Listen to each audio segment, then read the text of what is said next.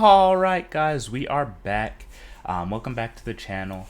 It's your boy Rodney here. I'm going to be doing a new kind of video that I'm going to be starting up a different series on. Just a tier list video of just a bunch of different things. It'll be mostly Dragon Ball Z related or anime related.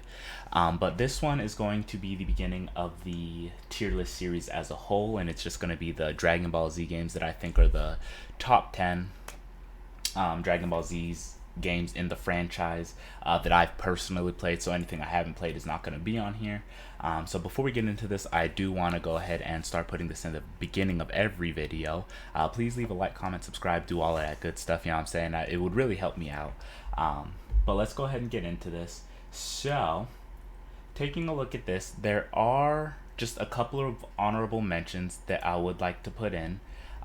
So we're going to start off with our first honorable mention right here, Budokai Tenkaichi 1, and then, you know what, we might as well grab the second one, which is Tenkaichi 2. The only reason that they're in honorable mentions is because we're going to see later on that, not even a spoiler, everybody knows this, that Tenkaichi 3 is on the list, and it just does what Budokai Tenkaichi 1 and 2 do, just better, and expands upon it.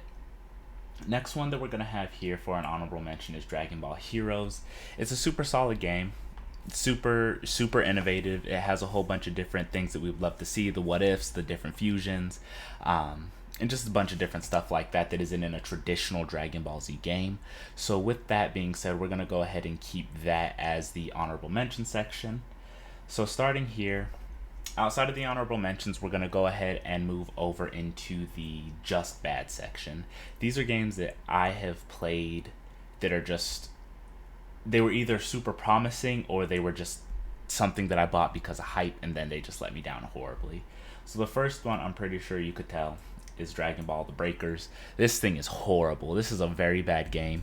The lack of content for however long it was, two months maybe with the extension of season 2, just led to it just being dead on arrival. Like it was solid for like a day or two, and then after that it just kind of faded into the wind, and I don't think there's a chance to recover. But with the announcement of Dragon Ball Z Tenkaichi 4, I think that's the reason they gave us such like a half efforted game, is because they knew that they were going to release this like, yeah, we'll just give him something to tide him over, but in the meantime, you know what I'm saying, let's give him some hot trash. Next one here is another game that had a lot of potential, but it just kind of fell flat immediately, was Jump Force. Jump Force was just, it was bad, shall I say. Like it was a very, what's the word? It was a very inclusive title. It was a very ambitious is the word. It was a very ambitious title. It had all of the different things that you could possibly want to see. One Piece, Naruto, Bleach, Dragon Ball, literally Yu-Gi-Oh, literally all of your favorite anime in this one game. But there was just a lack of support. It just didn't really flow too solidly. Me personally, I had a bunch of connection issues. Like overall, it was just a very bad game on launch, and they didn't really do much to fix it. And then they just kind of like let it fizzle out, which is very upsetting because, as you're gonna see a couple here on later on in the list, actually we're gonna go ahead and grab it right now. As you can see, our number 10 game, which isn't a sole Dragon Ball Z game, but a big selling point of it was the Dragon Ball aspect, because that's probably the most popular show in this game category, or in this game at all, is the Jump Star or J Stars. This one, just Battle Royale, Rumble. Anything that you wanted, Dragon Ball Z versus One Piece versus Naruto versus Boba, like all of that, solid game overall. Would recommend. 10 out of 10, obviously. It's a super solid game overall, really. Nothing too much to say about it, nothing too crazy. Next one here, we're going to start the true, like, Dragon Ball focused. And we're starting it off with Budokai 1. Budokai 1 has to be on this list. It's just a given. This is the game that brought like the Dragon Ball games into mainstream, like Western, I don't want to say culture, but like the Western eye, I guess, is the best way to phrase it. It was everything that, it was the game that started off everything.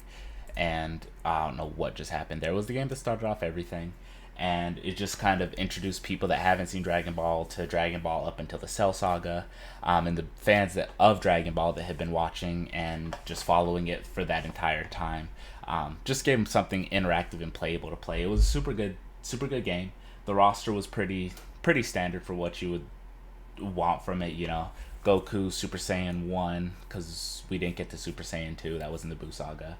Gohan, Kid, Teen, Super Saiyan, and Super Saiyan 2. Vegeta, and Super Vegeta, all of that. Trunks. But yeah, just super basic, just the super core main cast of people in the game. But moving on, we have Fighters.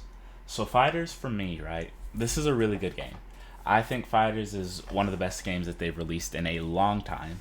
It's just that it's suffering from the same thing that Jump Force is suffering from right now. There's not a lot of support for it. There's not a lot of. It started off very strong.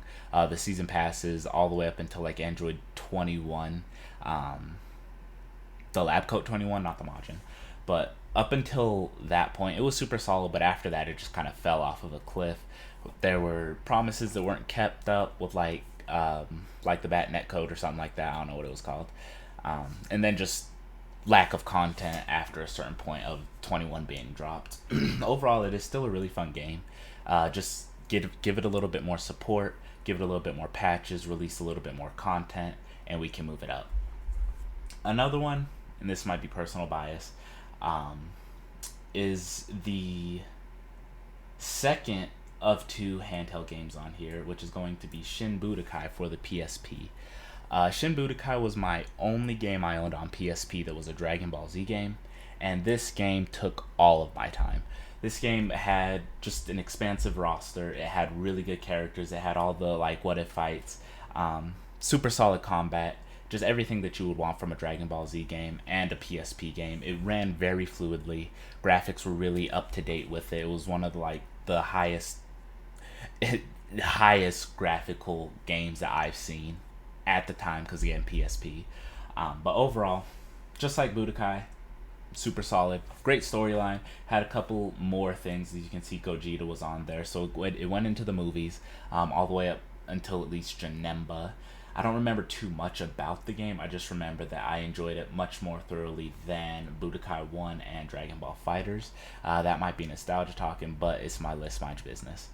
Next one here was a spiritual successor to the Budokai series, which is Infinite World. We're going to have Infinite World at 6. Infinite World is just essentially Budokai 4. It did everything that Budokai 1, 2, and 3 did, just a little bit better.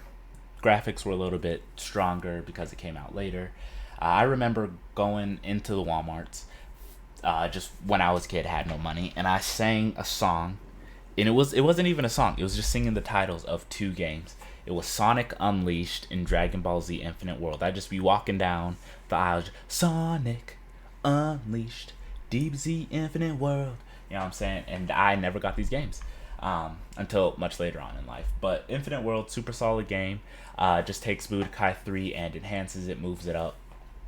But I wouldn't say that it's a better game than Budokai 3 just because it already had a solid formula in everything that was there, and just kind of improved upon it.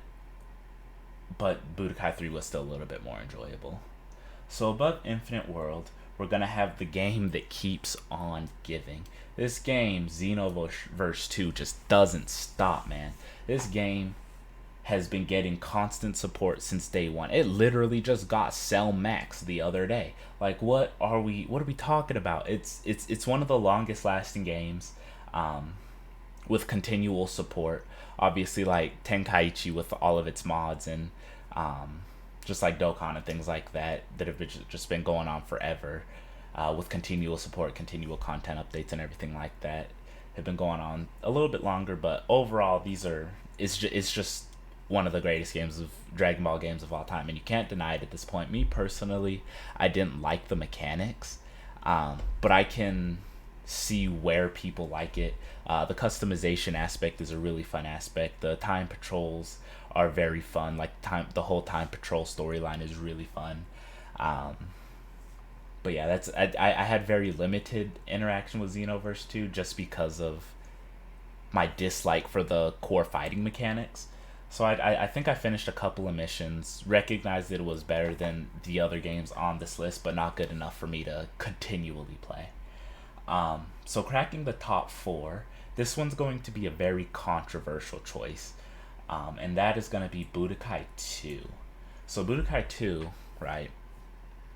I put this here because I don't know why, but the story mode where you were in the like game board style world where you had to jump around and choose whichever enemies you were gonna fight was just like it was the best aspect of any Dragon Ball Z game that I have played like ever. That's literally the only thing that comes to mind when I think of Dragon Ball Z Budokai, or that's the top thing that comes to mind when thinking of Dragon Ball Z Budokai is, oh, I was hopping around on a map, I was able to fight some Cybermen got worked, I was able to hop to another side, fight like a random battle that had nothing to do with anything, then go over to the boss. Super solid. If it had a little bit more of that Budokai 3 where you could fly around like open world style, that'd be really great, but I really don't care at that point because that hopping around was just something about like tabletop moving pieces, just it scratches a part of my brain that's too good. It's just too good. Next up, another controversial choice because the next two, one of the top two is not going to be too controversial, but this one right here, Budokai 3 at number 3. So here's the thing, right? Budokai 3 is the second closest to a perfect game that you can get on consoles. And that's just like a fact. The graphics were phenomenal. The gameplay was amazing. The fighting mechanics were sensational. They had great roster. They had great graphics. They implemented so many different parts of the story. We went all the way up to GT. Phenomenal. GT is my personal favorite of the series. Between Dragon Ball, Dragon Ball Z, Dragon Ball Super, and Dragon Ball GT. GT is my number 1, Super my number 2, then Z, then Dragon Ball. But yeah, it's just overall, there's really not much that you can knock about this game. The only thing that I would say, yeah, actually no, I can't really say anything at this point. It's all just super subjective. But number 2, I have it as Dragon Ball Z Dokkan Battle, the greatest mobile game, one of the greatest mobile games, up there with Brave Frontier. Is just too much. It's too elite. This game has constant content updates, has constant just revival of characters. The whole roster is just too good. It gives a great team building aspect. The gacha, I don't know why, but I love gacha aspects. It's just if you were to take a look at my phone, I have just Grand Summoners, Brave Frontier before it shut down, Dokkan Battle, Legends, Slimy Sakai Memories.